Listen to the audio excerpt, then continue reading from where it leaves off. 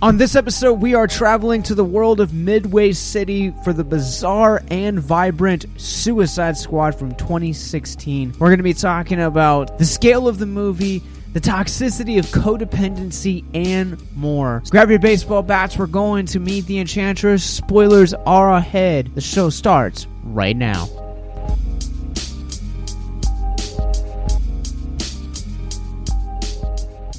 When you look at the scale of the films that we're covering for the series Road to Snyder-Cut, who would have ever have thought that this would be the film that holds the Oscar, the coveted gold, Academy Award winning Suicide Squad is weirdly a Oscar winning film. It sounds so weird and oddly sinful to say that. But I am joined by my good friends and co-hosts here, Mr. Coles Davis. What's up? And Mr. Adan of the Movie Wood, the Movie Man, Rockwood. I cannot wait to talk about the Suicide Squad. Oh, wait, no, it's just Suicide Squad. That's a different movie that we haven't seen yet. The Suicide Squad episode is coming in November. I do promise you guys that, or sorry, in August when it drops. We'll be doing an episode on that. But Dan, I'm also going to hold you to your challenge from yesterday. I'm not going to spoil it on air. You just have to find a way to make that happen. And we're joined by our awesome guests, the hosts of the Capes on the Couch podcast, Dr. Issues and Anthony.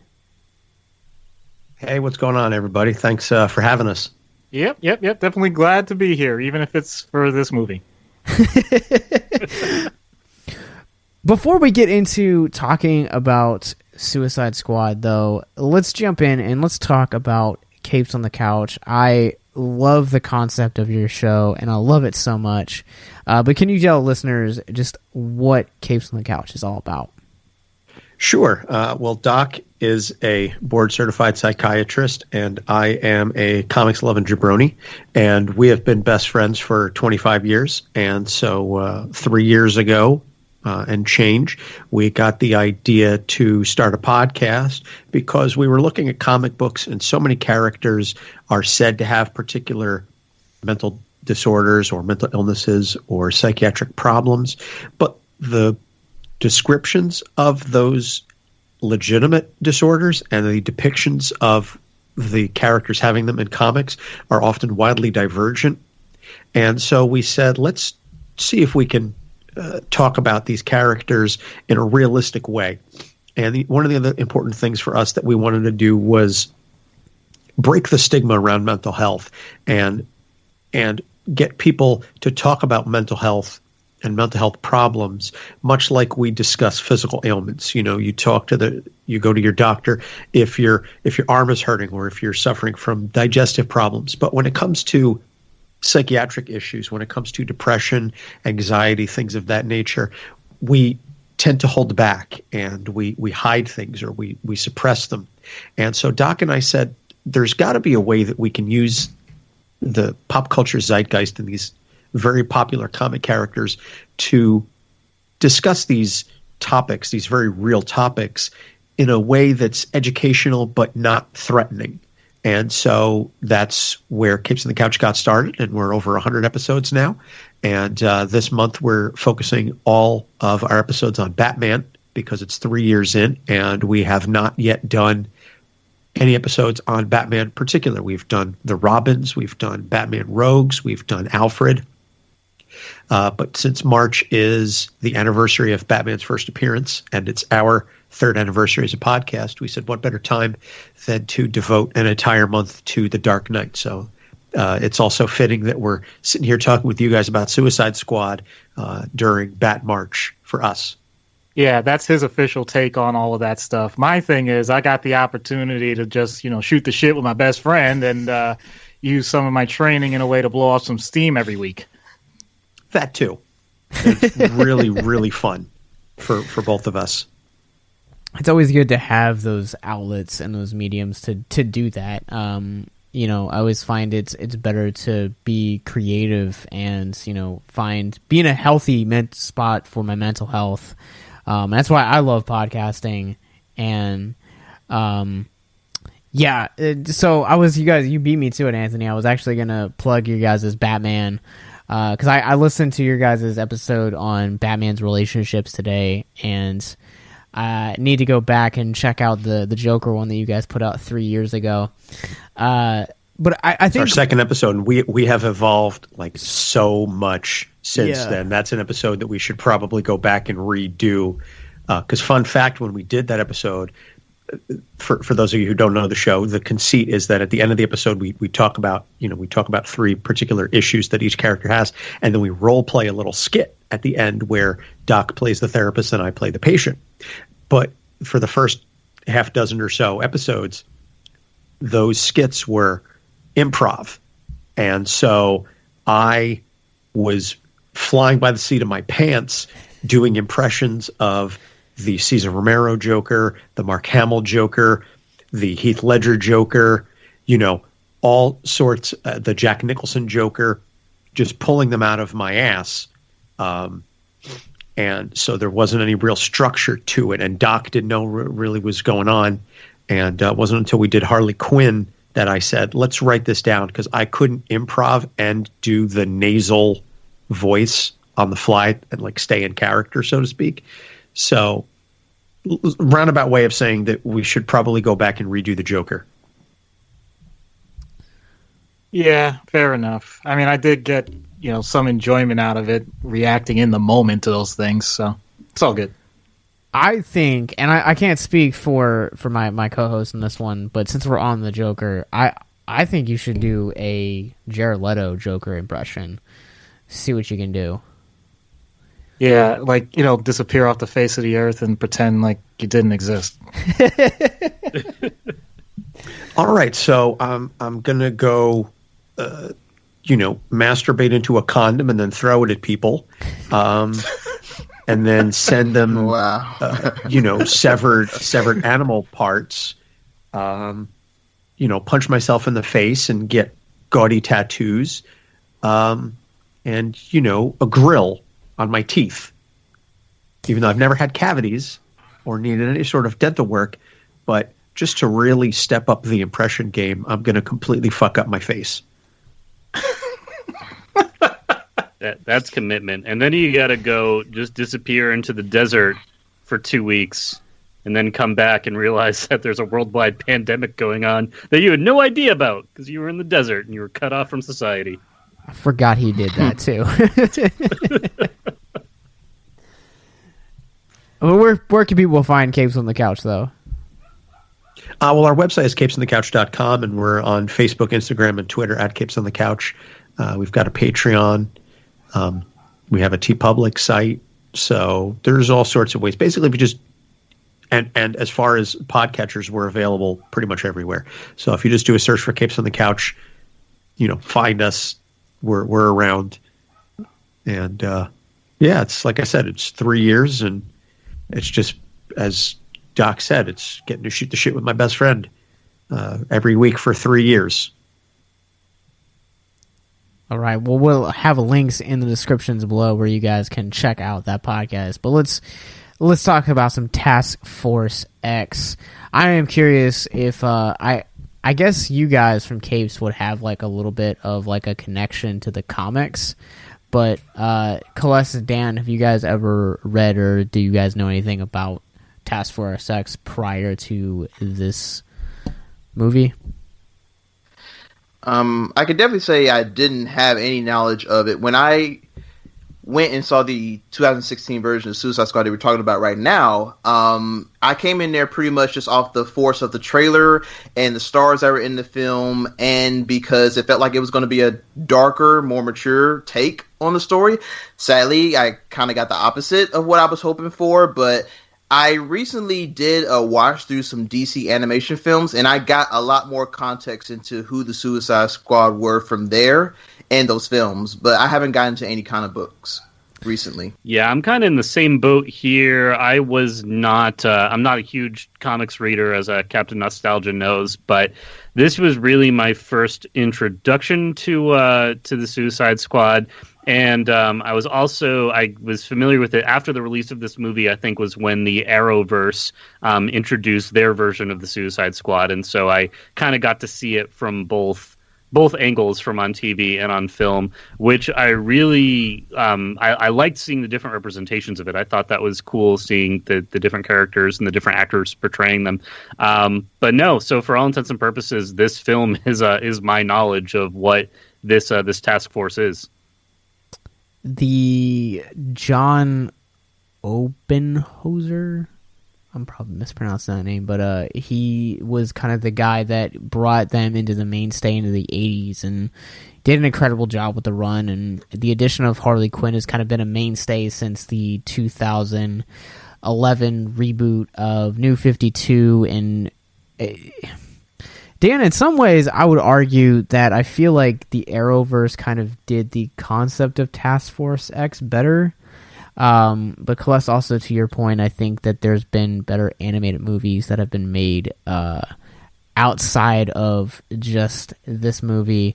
But Doc, what's your relationship to the old Task Force X?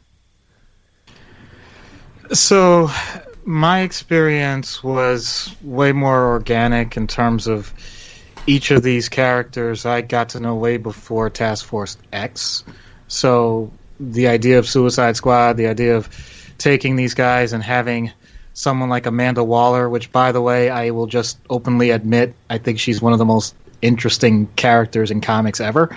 That's just a personal bias. So I was all in when, it had its first run. So I enjoyed it. Definitely enjoyed it. It's one of those things where it's like, okay, cool. It's going to be limited edition because this can't last, and let's see where they go with it. And yeah, I don't get me wrong. It's not something that I think of that often. And when they said they were doing this movie, I was more like, okay, I guess this is going to kind of do what Marvel did in terms of just introducing a whole bunch of people and see where it goes. So I had mediocre hopes for it. If I had to compare it to the comics, oh god, this is going to sound terrible. I'm not a huge fan of the comic run either, but I thought it was better. I definitely thought it was better than the movie, but even then, I'm like, yeah, I don't mind these characters on their own. I don't need this particular group up. That's all. I mean, and we talk about this all the time on the show, I'm much more of a Marvel guy than a DC guy. So, I mean, I was familiar with the characters prior to the movie, but I can't really say that I read any of the Suicide Squad comics. Certainly not the New 52 stuff that this film was based on, or the original 80s post-crisis stuff. But like I said, I did know of them. It was just a matter of how they were going to put this team together, for the movies. So for those listeners that maybe have stumbled upon this, and so the idea of Task Force X is basically you have... I think you're muted there. So the idea of Task Force X is basically you take supervillains that are in a prison and you're injecting nanite bombs into their head to send them on covert missions to get prison time off. And in the comics, they've done some really, really interesting missions. I talked about this in our Man of Steel episode, where in the first Rebirth, the Black Vault, they went up against General Zod, which was a really interesting mix to kind of get to see some of those characters go on with it. But the Suicide Squad is an interesting dynamic because you can go through and just have a rotating door of villains and characters. And for this first cinematic outing, we have Deadshot, Harley Quinn, Captain-Boomerrang, el-diablo, Killer Croc going up against Enchantress. And I mean, how did you guys kind of feel about this lineup? I guess let's start there. Well, I mean, it was obviously based on the New 52 run. I mean, I'm saying that after seeing the movie and and having read the books, but this was very clearly a newer version of these characters that it was based on. But I also really truly felt, and I don't think you're going to get much argument, is that this was DC's attempt at the Guardians of the Galaxy in terms of the way that this was set up.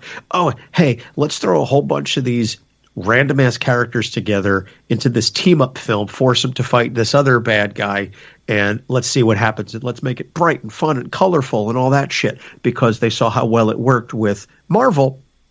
And so therefore, DC on the film side, I'll say this, DC doesn't know how to be original. They're just trying to copy Marvel time after time after time, to the point that they're literally getting James Gunn to do the sequel of this movie and hoping that he will reinvent the wheel like he did with Guardians of the Galaxy. And so that to me is just hilarious and pathetic all at the same time.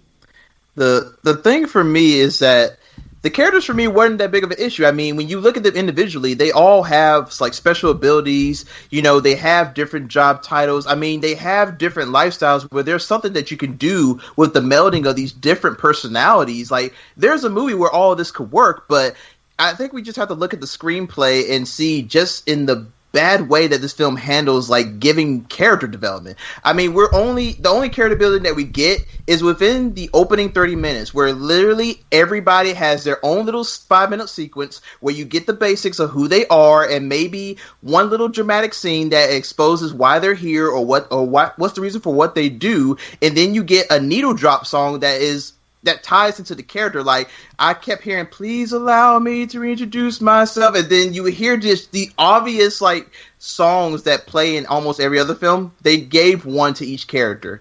And throughout the film, we never really get a scene to where all these characters are really blending together and where they're actually connecting on the mission. And I'm not aware of the comic books, but I'm pretty sure in the comics, they at least do a good job of kind of showing the togetherness of this group. But I didn't feel the camaraderie in this film.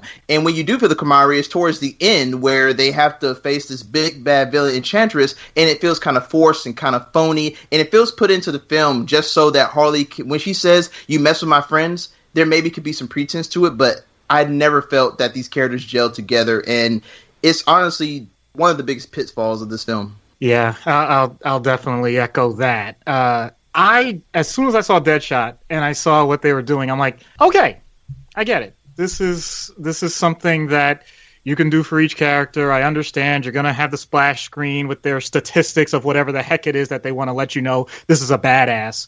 And then from there, it's literally, at least for the first few segments, like, oh, and by the way, Batman's awesome.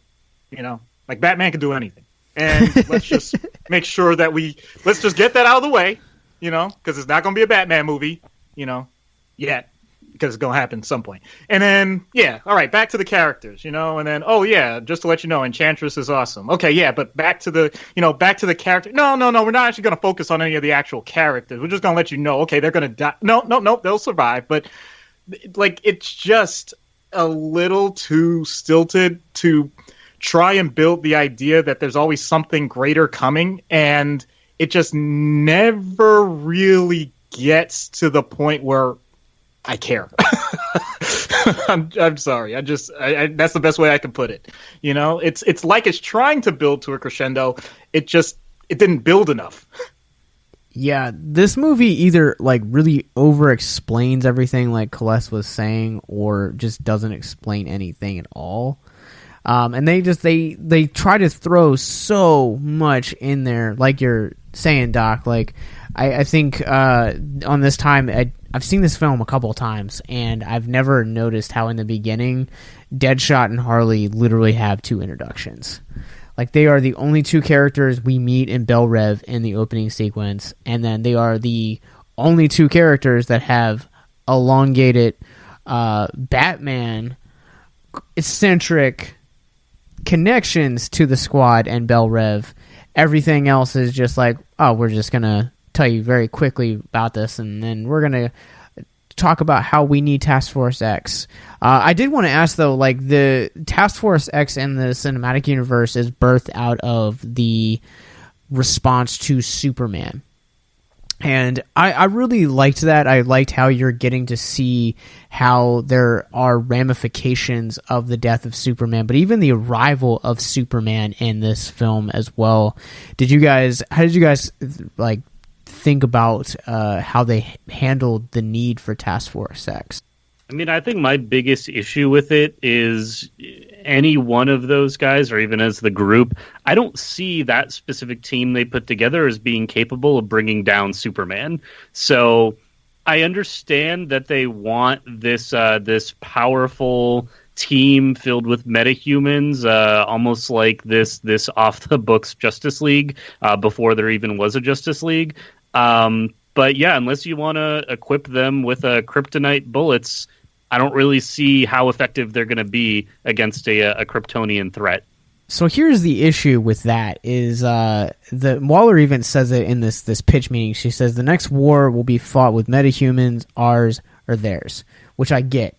And Enchantress even says that in the big quote-unquote climactic ending where she's like, the metahumans are this great awakening, yet you don't have any metahumans at all in this lineup.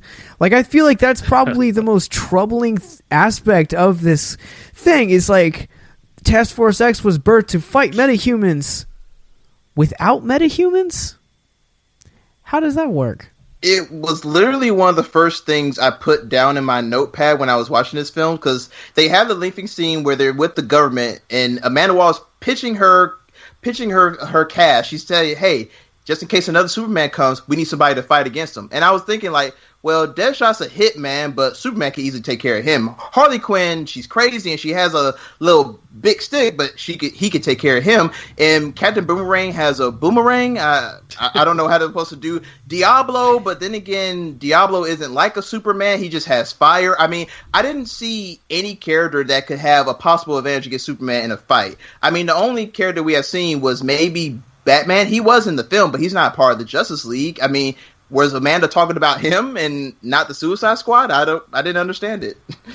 So in the comics, Superman has two weaknesses. One of them is obviously kryptonite, and the other is magic that not a whole lot of people know about. And in the comics too, Enchantress was always actually on the Suicide Squad. She was never fighting against the Suicide Squad. She was fighting with the Suicide Squad. And so if you really wanted to stand a chance against the big blue Boy Scout, you need the Enchantress.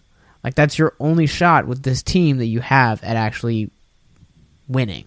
So why did they have Enchantress as the villain of this film then? Because they were throwing shit at a wall to see what stuck. Well, I'll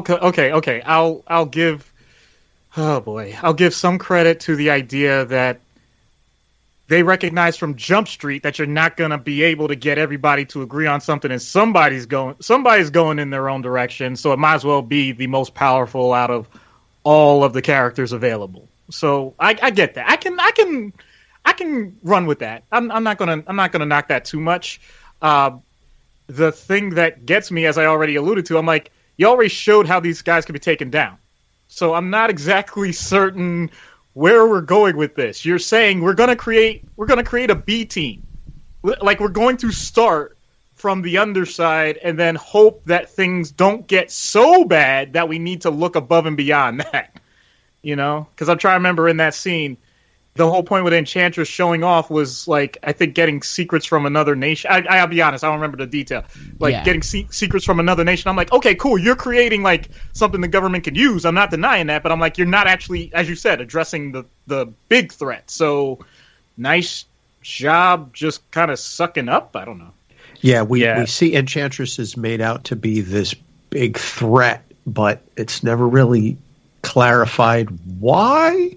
Or, you know, you never get the full understanding of Enchantress and June, like, and the whole split personalities, multiple personalities. I know Doc is going to eye roll that because we talk about on our show all the time how much Doc absolutely hates the ideas and the portrayals of split personality, dissociative identity disorder, whatever you want to call it. But they do such a piss poor job of explaining June as a character that they're like, oh, but she's really upset and the Enchantress is taking over, and now Cara Delevingne is doing all this weird hand-waving shit like a wacky-waving inflatable flailing arm tube guy outside of a car dealership. But why? It just makes no goddamn sense.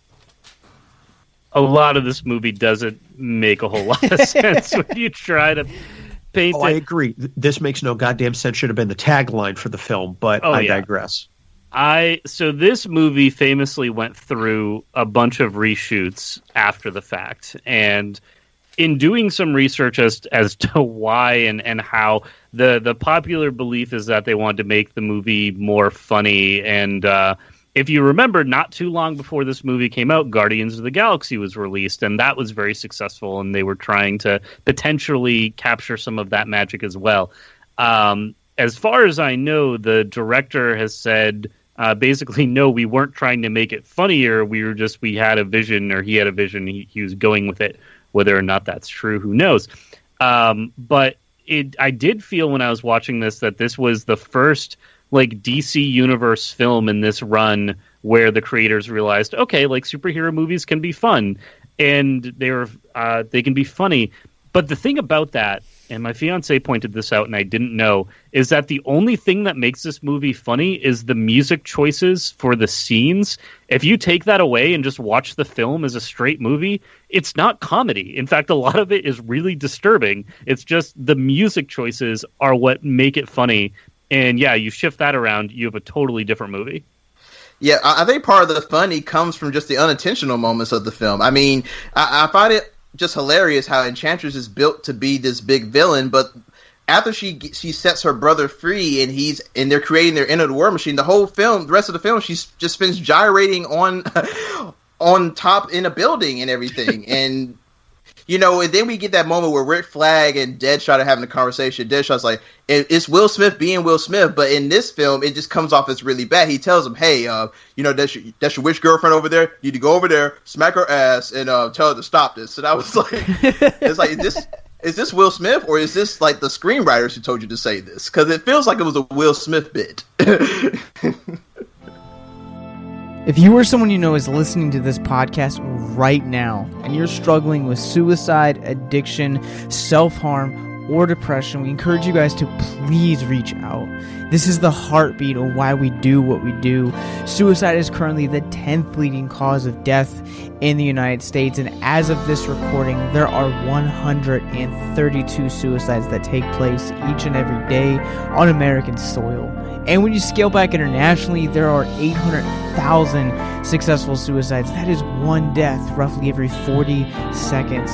So if you or someone you know is struggling, you guys can go to victimsandvillains.net/hope. That resource is going to be right in the description wherever you guys are currently listening or streaming this. There you'll find resources that include the National Suicide Lifeline, which is 1-800-273-8255. You can also text HELP to 741-741. We also have a plethora of other resources, including churches, getting connected with counselors, LGBT resources like the Trevor Project, and also veteran hotline as well. Please, if you hear nothing else in the show, understand that you listening to this right now, have value and worth. We get it.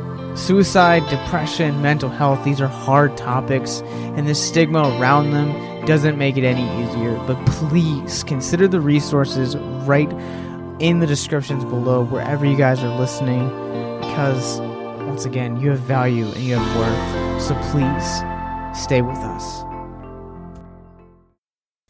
I do think Will Smith is probably my favorite part of this movie.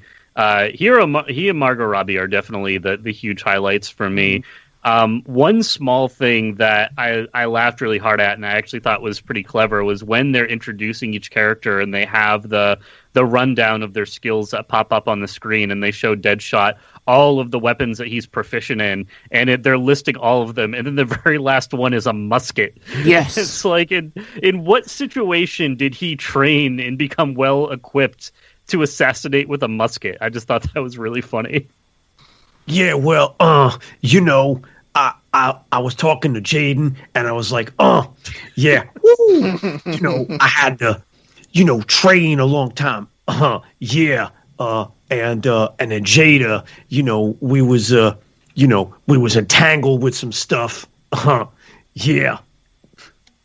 That was terrible.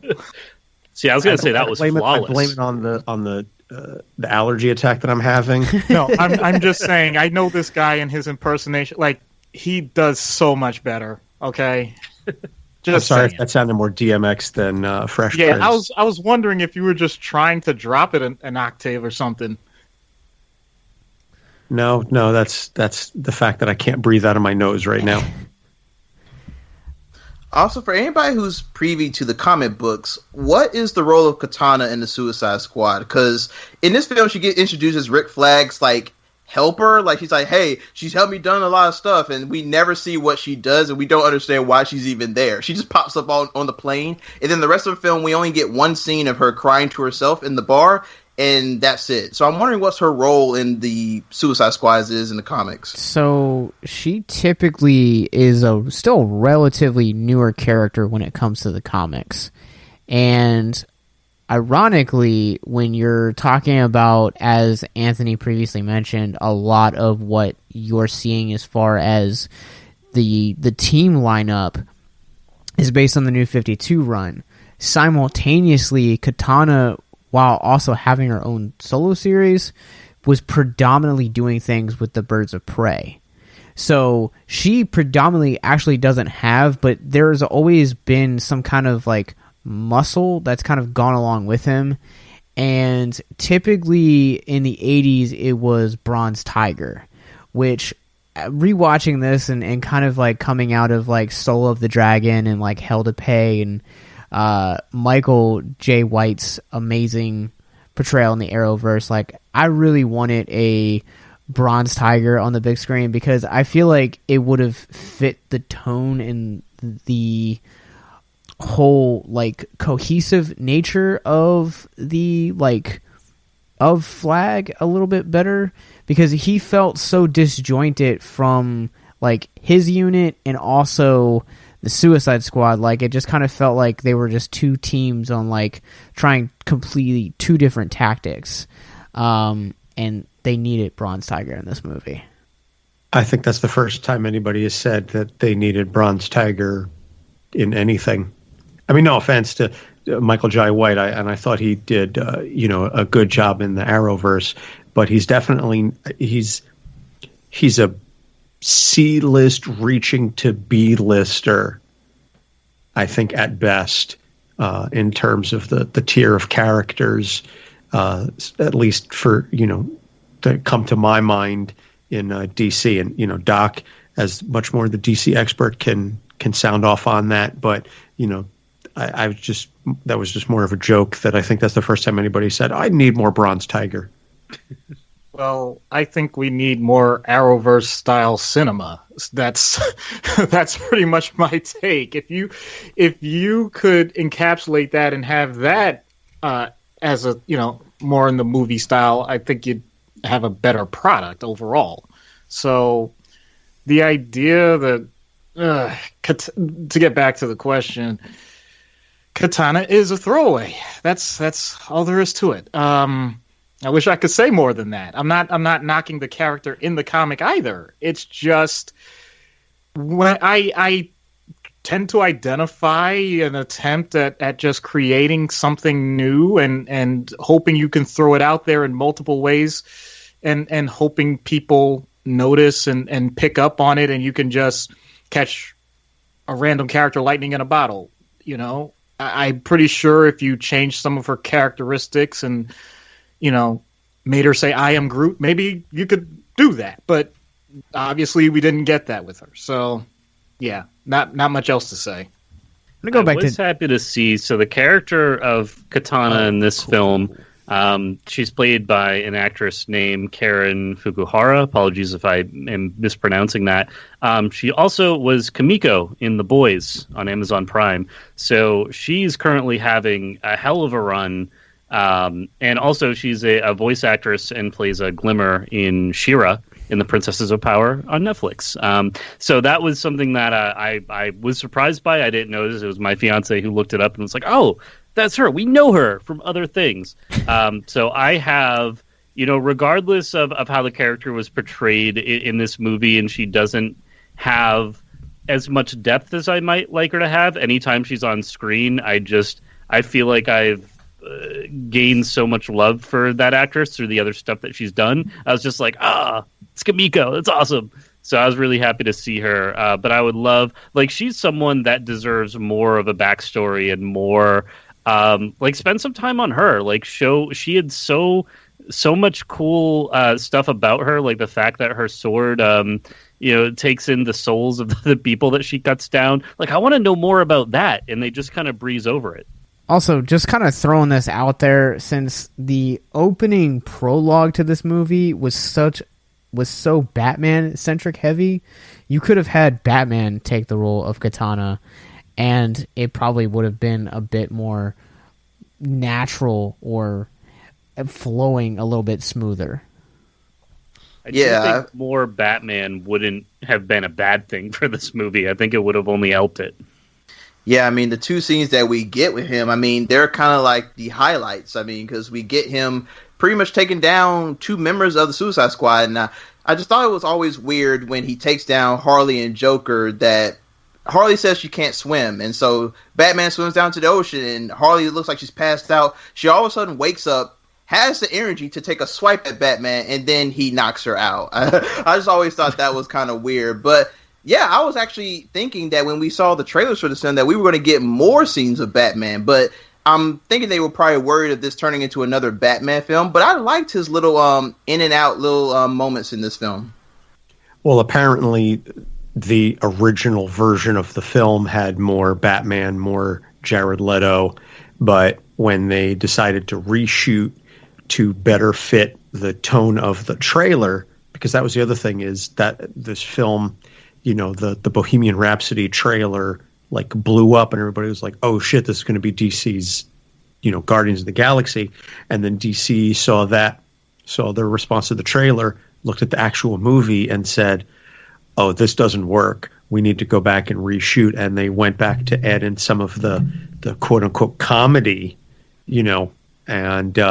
and so that's when they decided to make the movie funnier. And I put that in quotation marks because, as we previously discussed, it's not that funny. And the music is just on the nose, like Celeste was saying, beat you over the head with it. Just ridiculous. Say what you guys want about this soundtrack. I love this soundtrack. It plays so well on its own. It has everything from Eminem to freaking 70s Queen music. I'm in love with this soundtrack. Yeah, man, I thought it was pretty good. I definitely don't have any complaints there. Yeah, my disregard for the soundtrack usually just comes in the way the film uses it as far as telling the story. But if you're taking these tracks and you put them on a Spotify playlist, I mean, that's a poppin' playlist right there. I mean, I'm going to play that all the time because it's a bunch of popular hits. And then, of course, there's a mixture of genres in there. So, yeah, it's a great collection of music. It's just the way that the film puts it together. It happens, especially in the opening 30 minutes, like a needle change every minute or so. What? That's exactly it. It's like the music is there because they felt it needed to be there, as opposed to, and again, I'm going to make the comparison again to Guardians, because Guardians did it in a way that made sense for the film, within the story. With Suicide Squad, it was, let's take the most on the nose song we can think of and stick it in here. It was Captain Marvel, I'm just a girl during the climactic fight scene, was another one where it was just fucking really? Just come on, man.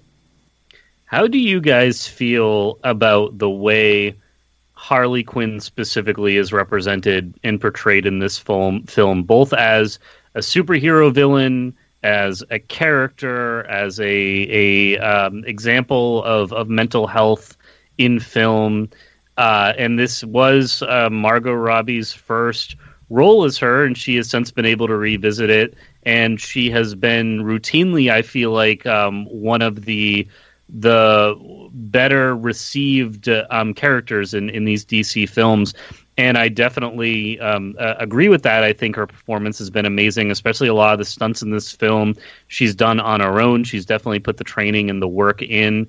So I personally think that she works as a strong character, but I'm curious to see what you guys think, especially with the comics to refer to. How is that portrayal for you? And, if you would make any changes, what would you want to see? The character, even from the comics were created because of the animated series. So, she developed in a different media form anyway, so I think that was going to lend itself to the big screen.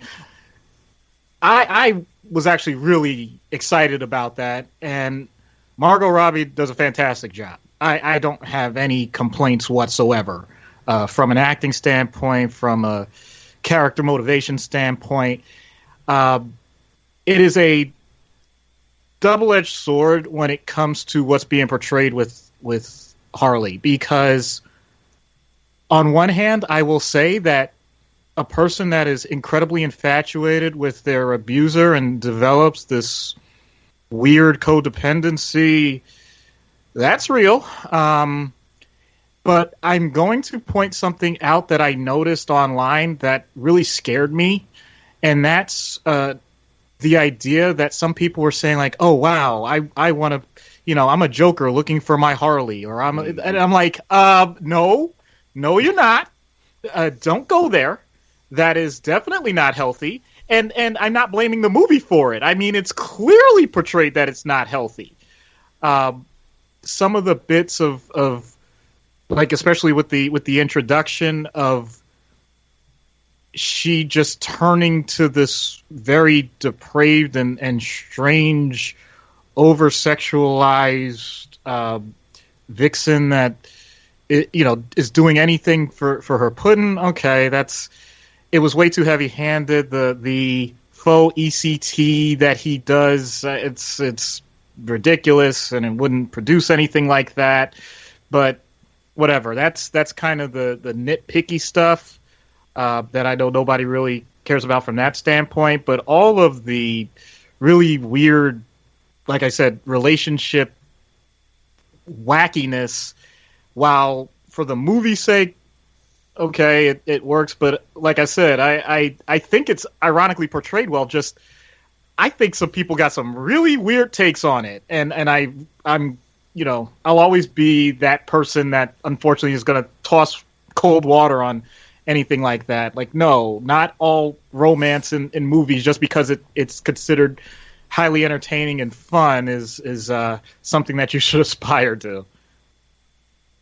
Yeah, and we talked about that when we did the episode on Harley, is the idea that, as you say, I'm Joker looking for my Harley, or I'm Harley looking for my Joker. Like, fucking no, this is not what you should aspire to. No, if you want like to be, goth and edgy with your pop culture references, but also want like actual healthy relationship, fucking Gomez and Morticia Addams. Full stop. But I digress. Oh, yeah. But this movie, I think did a compressed job of showing how fucked up their relationship is. I'll just say compressed because I don't want to say necessarily good or bad, but just really delving into the, that notion of what, what it's like to be inside their head like that all the time. And so I don't know. Like I thought she was much more well-rounded as a character in Birds of Prey than in this. And also just as a minor nitpick, Doc and I are from New Jersey, and her accent isn't really all that great. I think Margot Robbie, as a native Australian, does a decent job with it, but just, as like I said, somebody born and raised in Jersey, I'm like, you're close, but you're not quite there. And this is like an uncanny valley type deal where I just focus more on the vowels that she doesn't hit accurately. But that's a whole other thing. I'm gonna bounce off what Anthony said. If you watch this film without seeing Birds of Prey, then I'm pretty sure you'll think that this Harley Quinn depiction is a good one. But when you watch Birds of Prey and you see the agency, you see the development, you see how they portray Harley in that film, then the depiction in this film doesn't look too bright. I mean, it's obvious that Harley was made to be some kind of sex symbol. Like, she obviously feels like one of the girls from Transformers. It's like she's there and, you know, she has some things that she's helping out the heroes with, but she's kind of just there for you to gawk at. And it kind of made me uncomfortable at points, because the problem with the character itself doesn't come from Margot Robbie. I think, honestly, if you want to compare actor who's playing a comic book figure, I mean, I would say that she's almost like Ryan Reynolds with Deadpool. I mean, she's almost made for this role, and it got even better when she was able to have her own film, Birds of Prey, which is also a pretty good entry into the DC universe.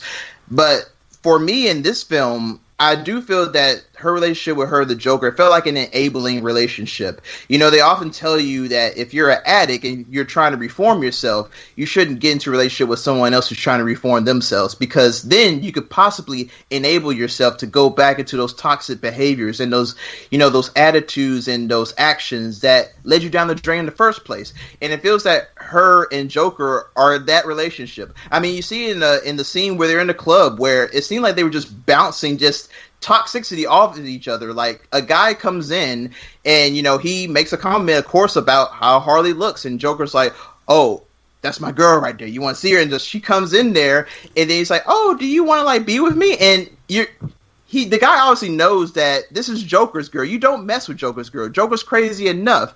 And he figures, like, nah, man, this is your girl. And it seems like both of them were just, like, ready to kill him for no reason. Then the next moment he gets shot. So they obviously are bad for each other, but you can see the connection that they have, which came from problematic beginnings, where she's a psychiatrist and she's trying to help Joker become a better person. But we all know that Joker can't be fixed. I mean, he is who he is. So he ends up manipulating her, taking advantage of her. She's able to help him break out of Arkham Asylum. And then he gives her the devotion by dropping her into a whole ball of acid, and she's now his forever. So we can have enjoyment with how Harley Quinn is, especially in Birds of Prey.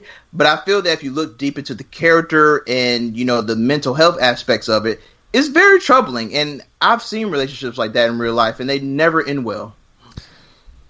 I'm going to probably come at this from a comic standpoint, because I think out of, maybe, and I could be wrong, but out of everyone on this call right now, like, I am a Harley Quinn apologist. I love the comics. She is one of probably my second favorite comic book character of all time, behind Dr. Manhattan. And the relaunch of her character with Jimmy Palmiotti and Amanda Conner in 2013 really focused on what it was like for Harley to break free of the Joker's influence. And the halfway point in that series was this, like, climactic, crescendo of what it's like to, for her to kind of leave the Joker behind. And you really can see it in, Doc, I guess, in your professional opinion, like, would you say that, like, Harley has a lot of, growing to do, and it's definitely a toxic relationship that we're seeing here, and it's going to take a lot more than just one movie to kind of decompress that relationship. Oh yeah, absolutely. There's no question about it. I think a part of what bothered me about this movie is not necessarily the fact that they showed just how troubling this relationship can be. It's that they put this added, I don't know what you want to call it, mobster lens on it, where I don't know, I just felt it was unnecessary. And I know that's more a knock on the Leto portrayal of Joker more than anything, but That's the thing. I don't want to knock it too much because, as has already been said, the seeds of what Harley Quinn can be is definitely there. And it was enough for people to say, I want more of that character. And I want her. Not both of them. I want her. And I think that's an impressive tribute to the idea that if you're willing to give a good idea a chance and let it grow on its own, you end up with better product, which I think says a lot about this movie and what it could have been. And I hesitate to say this because I'm not a professional in this in any way, but I feel like if you just subtracted a few characters and gave them more space, then I think this is a kick-ass movie. I think this could have been really awesome. And her character definitely had that opportunity at certain points. And sometimes I feel it just got whitewashed by the way Joker gets thrown in, like, here and there. Almost as if, like, hey, we have Harley here. We got to make sure we mention Joker. Like, it has to be there. Like, that, I feel like that killed it. That's just, that was just my opinion of the flow. How would you guys like to help us get mental health resources into schools, conventions, and other events? Well, now you can. Simply go to patreon.com/victims and villains for as little as $1 a month. You guys can help us get mental health resources into current and upcoming generations, educate and break down stigma surrounding mental health, suicide, and depression. And you get exclusive content that you can't get anywhere else. And you guys can tell us which Nicolas Cage movie you want us to cover, and we'll do it. All it takes to get started is to go to patreon.com/victims and villains, or simply click the link in the episode description wherever you guys are currently listening or streaming this episode. Pick your tier and get started today. Yes, it's that simple. So quickly select the tier that you want and help us get hope into the hands of the depressed and the suicidal today.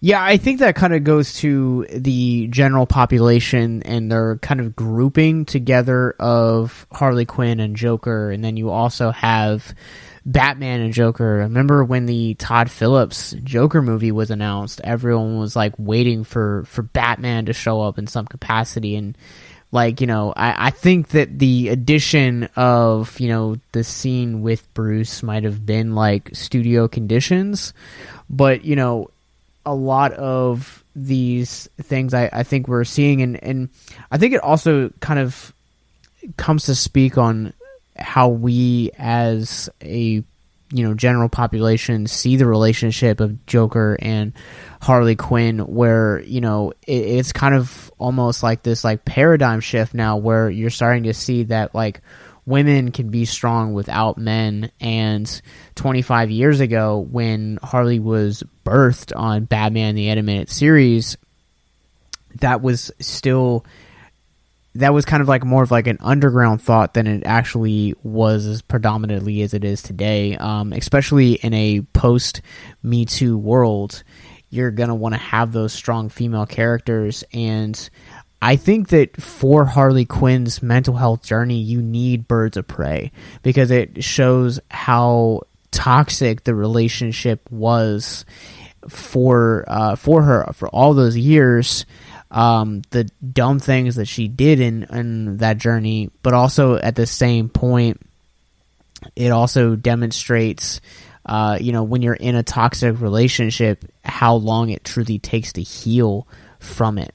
Yeah, definitely. I think that one of the best portrayals of Harley Quinn, to your point about being a Harley apologist, I think the best portrayal of Harley Quinn and her character development and her growth and her breaking away from the Joker is the Harley Quinn series, the animated series. Yes. On HBO Max, DC Universe, whatever. I think that series, aside from being fucking hilarious, also does an astounding job of giving Harley her own agency, giving her the space and the freedom to find herself and figure out who she is outside of the Joker, because that's something that until that Connor Palmati series really wasn't explored all that much. It was given a little bit of discussion in the animated series, but then it always came back to the Joker, which, again, I understand because of she's necessarily tied to the Joker because of her creation as a character. But I think it does her a disservice to say she can only ever be with the Joker. And I think Birds of Prey did a good job with that. And I think that the Harley Quinn animated series does a good job with that. I mean, and we talked in a Harley Quinn episode about how Poison Ivy is way healthier of a relationship for Harley and legitimately cares for Harley in a way that the Joker never did. And I mean, we did that episode years before the Harley Quinn series came out. So, I don't know where our check is from DC, but somebody better be, sending us some money. But, I think as Doc was saying, it set up the space to give her that development and that growth as a character, that they weren't just going to say, nah, fuck it, this movie bombed and, we're just going to ignore it. So I think that speaks, that's one of the better decisions that the cokeheads running Warner Brothers came up with in terms of, greenlighting these films and working with Margot Robbie, who does care about the character, to have her say, no, this is where I want to take the character in the future. This is what I want to do with her. Yeah, I think the other character in Suicide Squad that has some mental health implications would be Diablo.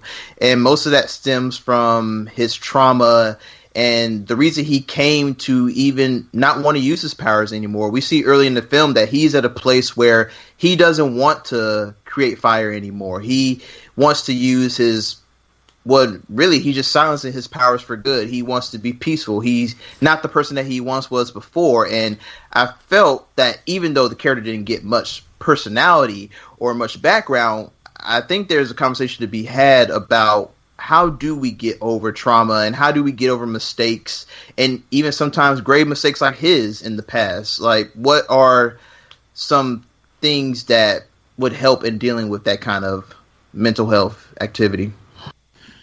Yeah. Well, there's a couple of things that immediately came to mind. Like the instant I saw this in him with his intro, there are two types of oppressions I'm going to talk about here: repression and suppression. Suppression means that you're conscious and you're actively trying to push something down, push something away, so that it's not something you want to focus on. Repression is unconscious, depending on the circumstance, automatic, where it's locked away and you don't know how it happened. You don't know when it happened. And unfortunately, that means that while it may not affect your day-to-day life, it can come back in a different way and really start to screw things up.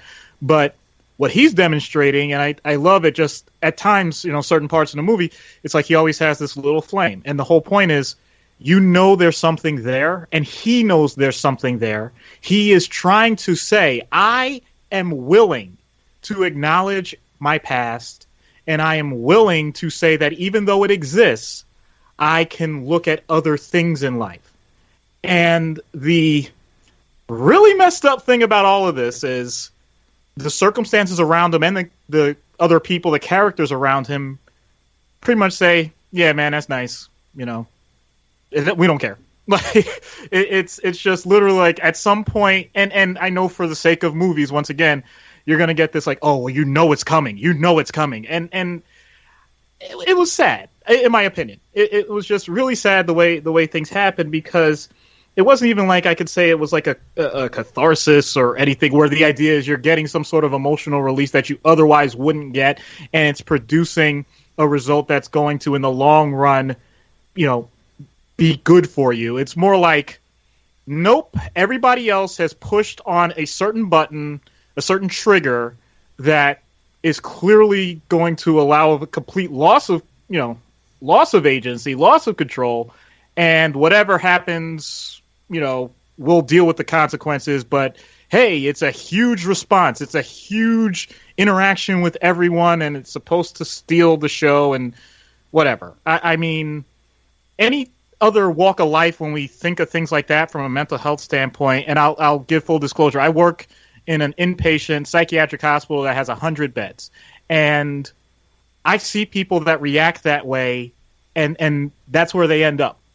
It's not a matter of saying you need to just let it all out or just get it out and you'll be fine. Like that's just not the way it is. It's not. This is something that usually is a progression that either you find other coping mechanisms and you talk it out, or you have people around you that are positive supports, so that even when you do have, I'm sorry for the pun, a flare up, that you're going to be able to walk away, at least not doing that much damage, and hopefully being healthier for it, and learning new ways to handle things in life. So I love the concept of Diablo, and the way it went, I knew that's the way it was going to go in the movie, and I'm just like, okay, that's fine. I'll keep living in the real world. I liked. I felt like Diablo added some nice. I don't want to say subtlety, but he was a character who had some resemblance of remorse over his past life. And when you're with this team of people, these group of criminals, you don't really get that kind of nuance. And as we get further into the film, you do see some of it, especially Will Smith with Deadshot, and you see kind of the regret of he can no longer see his daughter, the people who are important to him. Like, this is where his decisions have ultimately had him end up. Josh, you, me, and Celeste were talking about Diablo last night in our chat, and what I had texted you was agreed with Diablo, and for whatever reason, you had read that for Again with the Dildo was what you had read my text as. That's not what I had said, but you wanted me to relate dildos to this movie somehow. The only thing that I can think of, I have two things. One is that Jared Leto's Joker just seems to be a giant dildo as an insult, except that a dildo might be more useful. The other thing, it's not this movie specifically, but I wish I had mentioned it when we did Man of Steel. The Kryptonian pods that Kal-El is placed into and then they're fired off planet, those are very, very phallic shaped. And I want to know who on Krypton was in charge of designing those, because it goes so far beyond just even a normal rocket. I mean, the design is very, very specifically a penis shape. And, that's in a Superman movie. First off, to your point, I was reading it very fast, and I was in the middle of making dinner, I think, or eating dinner, one of the two. So I just saw AWD. I don't know why my mind went there, but it did. We move on, because we're all adults. But challenge accepted, because you did say you were going to do it.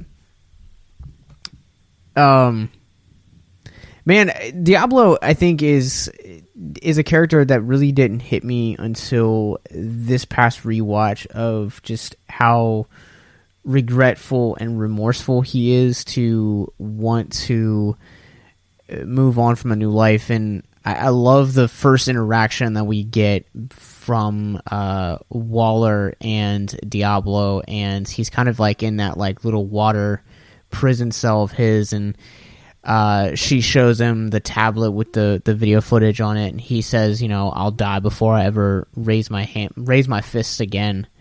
And that just shows a gentleman that's really living with a lot of regret and remorse, and not really knowing how to process that, because it kind of almost seems like he went from like murdered his family to prison to Bell Rev. And so much like the way that we handled WandaVision, where it feels like you kind of have a character that didn't really ever get time to process or to grieve and to stop and actually understand the gravity of their mistakes. And that's a really negative space to be in.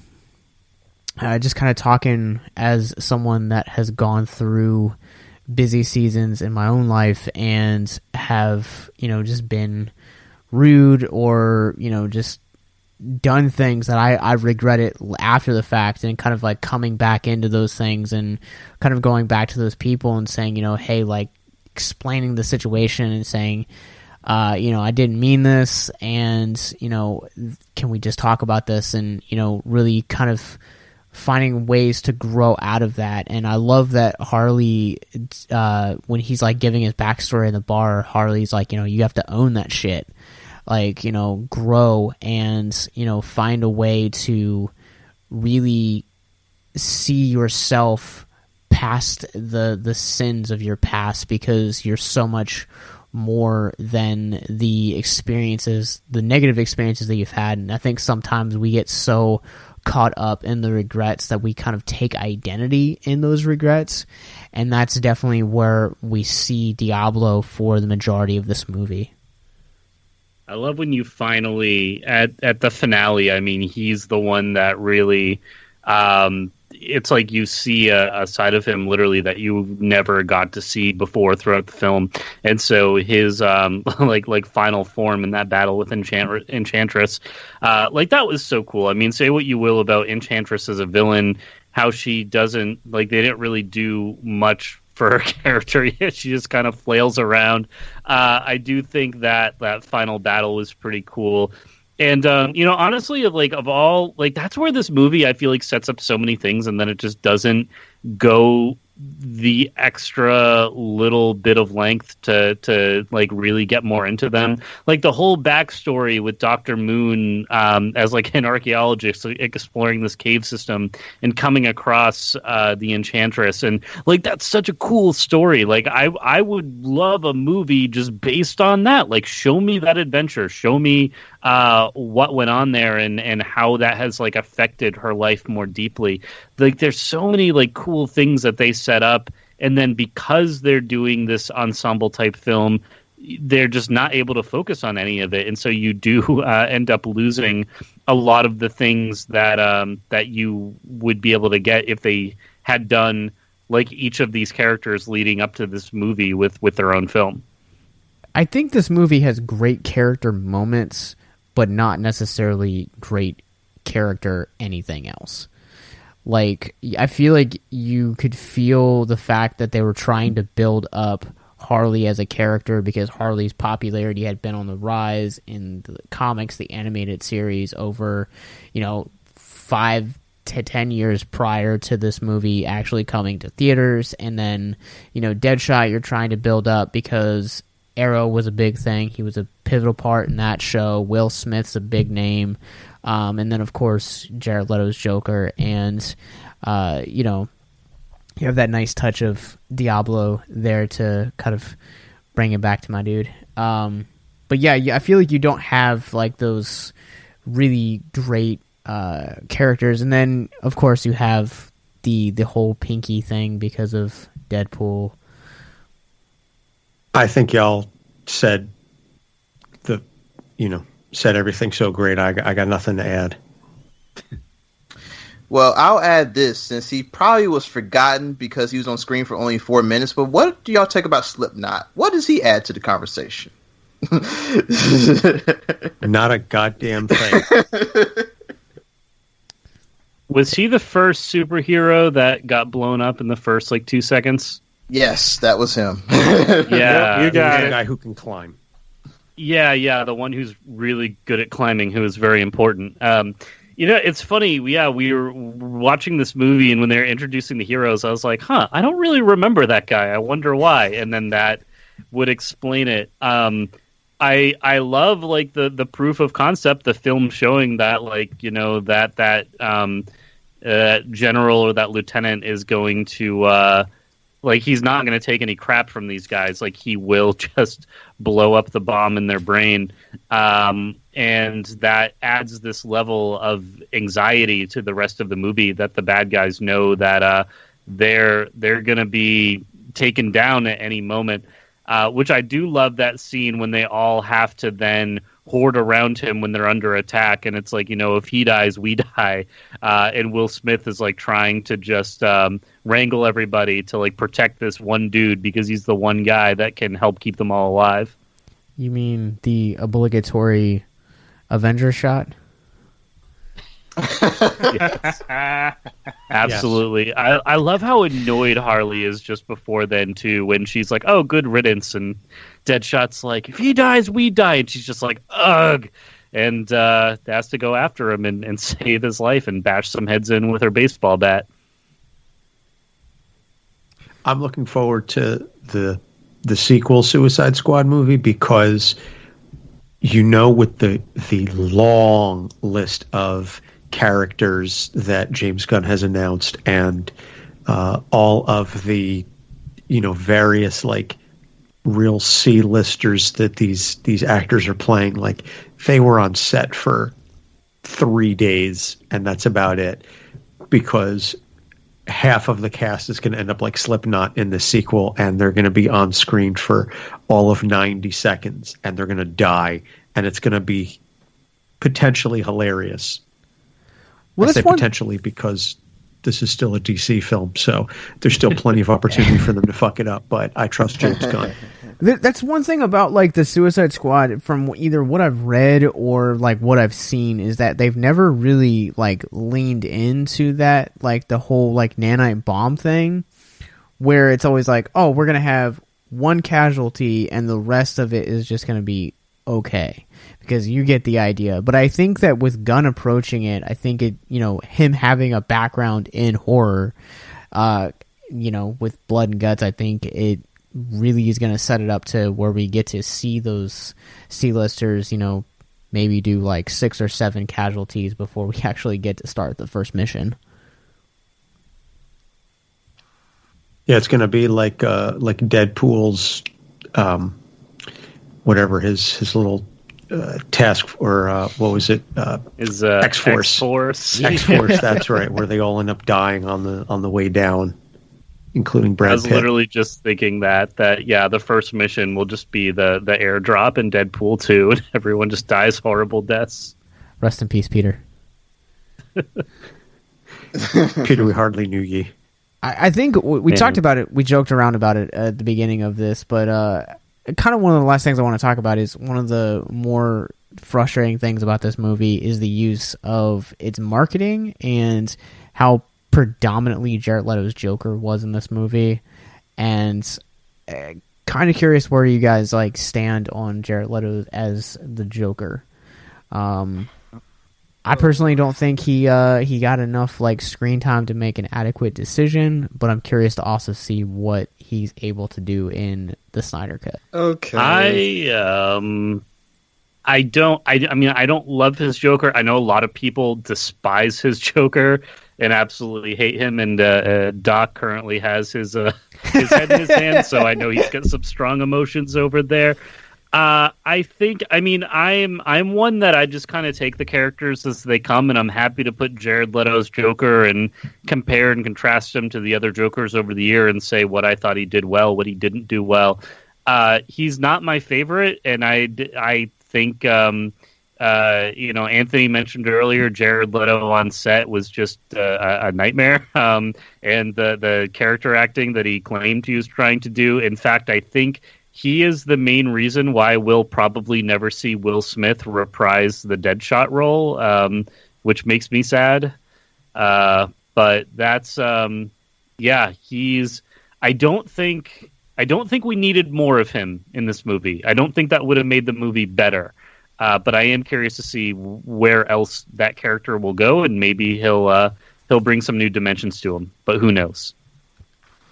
For me, I was staunchly against Leto when I first watched this film. I mean, he's right in the face of the trailers. You heard about the antics that he was pulling off to the cast and crew, and I mean, the marketing actually did a job on me. I was like, okay, we're about to get something unforgettable right here. And then we see the first photos released, and I see damage written on his head, and I was thinking, okay, interesting take, but I'm gonna give it a shot.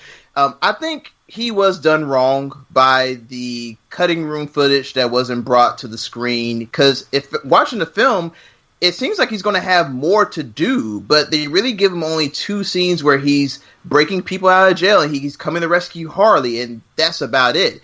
And really, if you want to get to know your Joker, you got to spend some extended time with him. And between him and Harley's subplot and then the whole plot about Suicide Squad taking down Enchantress, there's not enough room for the both to really operate at an optimal level. So maybe the Snyder Cut will do well by his Joker. I don't really consider him as a favorite. I mean, I feel sorry for what was done to his character, you know, with the studio and everything. But for me, in the few scenes he does have, there's promise, but not enough for me to really want any more of him. I mean, I just kind of thought he was weird, and that's weird for me to say coming that Joker is a weird character, but it's just that his take on it, the gangster approach to it, it has some roots, but I don't think he might have been the person that could pull it off. So the fact that he was a gangster in and of itself is not necessarily a bad thing. Jack Nicholson's Joker pretty much was a gangster. He just happened to wear a really fancy suit about it, and had some other wacky things to go along with it. Heath Ledger's Joker, I thought, was absolutely amazing. I don't have issues with any other... Cesar Romero's version of the Joker. I don't have any issues with any of these variations on the Joker. I heard Jared Leto. I'm like, okay, I don't care about Jared Leto one way or another as an actor, so cool, let's see what it looks like. The initial image, I'm like, okay, I get it. They got to stylize it, you know. The cartoon The Batman had Joker with prehensile feet. I mean, I've seen lots of weird stuff. And then we actually get into it, and I'm basically thinking to myself, oh, you just decided that you're going to find out what happens if Scarface is in a movie and decides he's going to have some clown paint and tattoos. I don't know. The Joker's a blank canvas of a character, which is why I absolutely love him. He's one of my favorites in comics, just in life in general. I am a huge Joker fanboy, and I've never hidden that. So to see what was done was above and beyond disappointing, because I think you took a character who everybody that's worked with him knows that you have to have some sort of randomness to him and some sort of form where he's not making sense. And yet everything that I was seeing, I'm like, this is just a manipulative guy that is tugging on the heartstrings and abusing a woman and it can get shit done, and I'll give credit to that.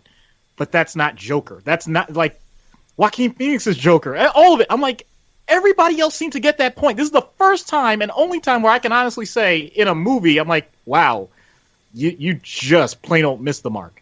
That's just really my hot take. I'm sorry. Yeah, Jared Leto is a very talented guy. I don't know what his idea and his plan was to be random and horrible to his castmates. But I forget who it was that said you guaranteed that Will Smith isn't going to show up for a sequel. Because I wouldn't want to deal with that sort of bullshit myself. I understand method acting to an extent, but not when you're doing whatever that was. I don't know what the intent was. I don't think Jared did either. And I'm going to put a lot of the blame on David-Ayer for not reining him in, because as a director, it's your responsibility to control your talent and to say, this is what we're going for, this is what we're trying to accomplish. And the fact that he didn't, Jared Leto is not Will Smith. I can understand if Will Smith wants to do something with a character and you're like, Will Smith is going to put asses in the seats. Jared Leto is not going to put asses in the seats. So I don't know why he gave Jared the free rein to do with that whatever the fuck it was. Whatever it was just fuck no. Just no. Yeah, I'm right there with all of you guys. Can definitely sense that this is an uncomfortable portrayal of the character, and I get that there are supposed to be, Jokers that there are times in the comics where it's like it's uncomfortable because, you know, he's an unpredictable guy and he can be violent and he can be dark and go too far in some cases, but Jarrett just kind of seemed like he wanted to go that way, but like was capsized by like, you can only be PG-13. And I don't know. This is I'm curious to see what he brings to Snyder Cut. So I think that's going to do it for us talking about this episode, talking about the Suicide Squad on this episode. But once again, where can people find Capes on the Couch? All of our episodes are on our website at capesonthecouch.com, and we're on Facebook, Instagram, and Twitter at Capes on the Couch. We've got a Patreon, we've got a TeePublic, we have a Discord if you want to come and join the fan community. So we have a lot of fun talking about stuff. We just had a lengthy discussion about WandaVision, and we're looking forward to talking Falcon and Winter Soldier as well. So you can find all the links there on our website, capesonthecouch.com. Where can people find you online, Mr. Black Nerd Magic? You can find me on Twitter, Instagram, and letterboxd.com under Black Nerd Magic. You can find me on Facebook. My name is Cales, Cales Davis, and also check out my past work for Victims and Villains, and our past episodes I've been the co-host on, and also check out our friends at Feeling Film and also Feeling Film Black Label. Dan, where can people find you online, man? You can find me over at Letterboxd under DRock64 or over on Twitter at DRock6499, where I share a lot of my video game stuff there. Currently playing through Control on PS5, so if you want to see a bunch of clips and screenshots from Control, follow me over there and check it out. That game's awesome, so play it. You guys can follow my film journey on my Letterboxd at Captain Nostalgia, and you guys can go to victimsandvillains.net, where, as Celeste said, you guys can catch past episodes, get access to our social media, which is we're on Facebook, Instagram, Twitter, Twitch, Letterboxd, and our Discord server as well. And you guys can find past episodes, movie reviews, and most importantly, our suicide prevention and mental health resource library as well, all of which you guys can find in the show notes wherever you guys are currently listening or streaming this episode. We're going to be back in a few days for Chapter 4 of our Road to Snyder Cut, talking about 2017's Wonder Woman and then the Snyder Cut. Have a good day, and we'll see you guys soon.